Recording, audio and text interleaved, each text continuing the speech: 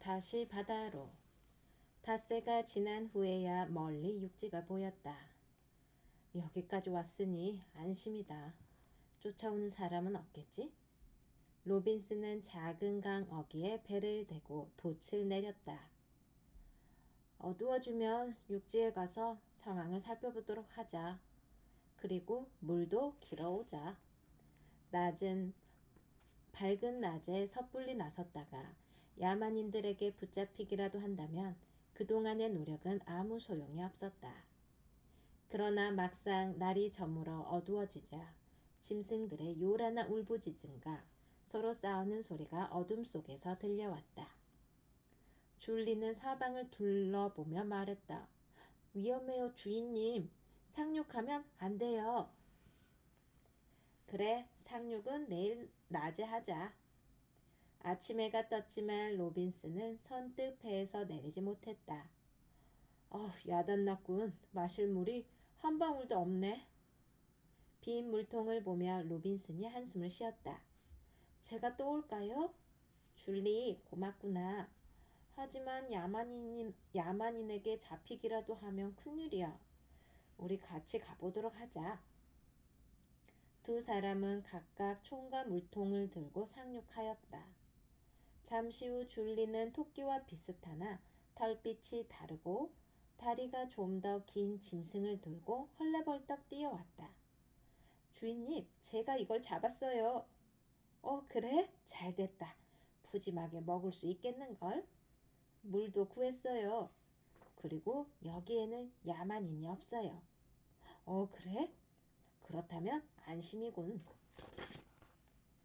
두 사람은 나뭇가지를 주워다 모닥불을 피웠다. 그리고 잡은 짐승을 구워서 맛있게 먹은 후 배로 돌아왔다. 그런데 며칠이 지난 후부터 육지에 이따금씩 사람의 모습이 보이기 시작했다. 모두 토인들이었다. 로빈슨은 배가 강 기슭에 가까이 다가가지 않도록 조심하며 위험을 무릅쓰고 뱃머리에 서서 몸짓으로 토인들에게 말을 걸었다. 먹을 것을 얻었으면 하는데. 음식 먹는 신용을 해보이자 곧 토인 중 두 사람이 숲속으로 달려가더니 30분도 안 돼 돌아왔다. 손에는 말린 고기 두 덩어리와 곡식이 든 바구니를 들고 있었다. 어서 저 음식을 받아야 할 텐데. 로빈슨은 그렇게 생각했으나 너무 성급히 상륙했다가 무슨 일을 당할지 몰라 섣불리 배에서 내릴 수가 없었다. 그러자 망설이는 기색을 눈치챈 토인들이 먹을 것을 모래밭에 놓고는 조금 떨어진 곳에 물러나서 물끄러미 지켜보고 있었다. 로빈슨은 안심하고 배를 기슭에 대고 상륙했다. 먹을 것을 들고 배로 돌아오자 토인들은 다시 줄지어 강가로 몰려들었다. 로빈슨은 몸짓으로 고맙다는 인사를 했다. 보답으로 뭔가 주고 싶은데 뭐 좋은 게 없을까? 로빈슨은 토인들에게 고마움을 갚지 못해 매우 섭섭했다. 그때 저편에서 자지러지는 듯한 토인의 고함 소리가 들리더니 두 마리의 표범이 뛰쳐나왔다. 깜짝 놀란 토인들은 어쩔 줄 모르며 도망치느라 허둥거렸다. 여자와 아이들은 겁에 질려 울부짖고 있었다.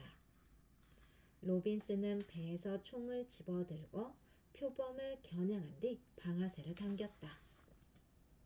표범은 축 늘어지더니 그대로 물속으로 떠내려갔다. 나머지 한 마리는 총소리에 기겁을 한 듯 허둥지둥 밀림 속으로 도망쳤다. 토인들은 두 손을 흔들며 로빈슨을 칭찬했다. 토인들은 물속에서 표범을 건져냈다. 제일 맛있는 부위의 고기예요. 그건 필요 없어. 그 대신 가죽을 주시오. 물도 좀 줄 수 없겠소? 로빈슨이 빈 물통을 흔들어 보이자 두 토인 여자가 큼직한 항아리에 물을 가득 담아왔다. 줄리, 물을 받아 물통에 넣어라. 줄리는 항아리의 물을 모두 물통에 옮겨 담았다. 물과 식량을 실은 로빈슨의 배가 닻을 올리고 떠나가려고 하자 토인들은 손을 흔들어 작별 인사를 해주었다. 그날 이후 계속 배를 몰았지만 눈을 씻고 봐도 항구는 물론 배 한 척도 보이지 않았다. 12일째 되는 날 뱃머리에 서 있던 줄리가 갑자기 큰 소리로 외쳤다. 주인님, 배가 보여요. 도칠단 배가 저쪽에 있어요. 로빈슨이 돌아보니 멀리 한 척의 상선이 보였다. 포르투갈 배 같구나. 로빈슨은 얼른 저고리를 벗었다. 그리고 힘껏 흔들어 대며 소리를 질렀다. 구해주시오. 줄리, 어서 총을 쏴라. 줄리는 곧 하늘을 향해 총을 쏘아댔다. 그러나 듣지 못한 듯 배는 곧장 앞을 향해 나아갔다. 로빈슨은 미친 듯이 저고리를 휘저었고 줄리는 계속해서 총을 쏘았다. 그때 상선이 멈추었다. 아, 멈췄다. 마침 저쪽 배의 선원이 만원경을 보다 로빈슨을 발견한 모양이었다. 로빈슨은 열심히 배를 저어 겨우 그 상선 곁으로 갔다. 선원들은 갑판으로 끌어올려진 로빈슨과 줄리를 빙 둘러쌌다. 모두 여러 나란 말을 했다. 로빈슨은 도무지 알아들을 수가 없었다. 로빈슨이 난처해하자 어느 선원이 영어로 말을 건넸다. 로빈슨은 겨우 자신이 겪은 일을 설명했다. 아, 그렇습니까? 정말 고생 많으셨습니다. 선원들은 로빈슨을 동정하며 친절히 대해주었다. 고맙습니다. 정말 고맙습니다. 저를 구해 주셔서 뭐라 고마운 말씀을 드려야 할지 모르겠습니다. 제 물건을 사례로 모두 드리겠습니다. 그러나 포르투갈 선장은 고개를 저었다. 아니요, 당연히 할 일을 했을 뿐이요. 나도 언제 당신 같은 불행을 겪을지 모르는 일 아니겠소. 사례라니 당치도 않소. 이 배는 남아메리카의 브라질까진 가는데 거기서 가지고 있는 물건을 팔아 영국으로 돌아갈 여비를 만드시오. 포르투갈 선장은 선원들을 둘러보고 말을 이었다. 자네들, 이 사람 물건에 함부로 손대지 말게. 선장은 로빈슨이 타고 온 배를 찬찬히 살펴본 뒤 물었다. 아주 좋은 배인걸. 혹시 당신이 필요 없다면 이 배를 샀으면 하는데 얼마쯤이면 팔겠소? 로빈슨은 고개를 저으며 사양했다. 아닙니다. 이렇게 많은 신세를 줬는데 돈을 받을 수 없습니다. 무슨 소리요? 배값은 당연히 받아야지. 스페인 금화 80립이면 어떻겠소? 정말 고맙습니다. 덕분에 고향으로 돌아갈 수 있게 되었습니다. 그런데 한 가지 부탁이 있어. 저 흑인 소년을 나한테 넘겨주지 않겠소? 지금까지 생사고락을 함께 해왔는데. 선장도 로빈슨의 마음을 짐작한 듯 말했다. 물론 어려운 부탁이라는 건 알지만 잘 보살펴 훌륭한 선원으로 만들겠소. 그리고 저 소년이 기독교 신자가 되면 10년 후에는 자유의 몸으로 만들어주겠소. 로빈슨은 그것이 줄리를 위해 더 좋을 것으로 생각했다. 줄리 역시 찬성을 했다. 저도 좋아요. 선장님은 좋은 사람이에요.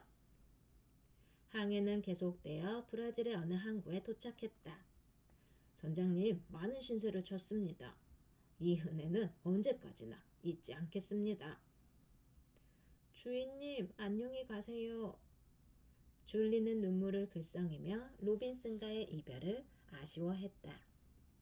줄리와 헤어진 로빈슨은 포르투갈 선장의 소개로 큰 농장을 가지고 있는 사람을 찾아갔다.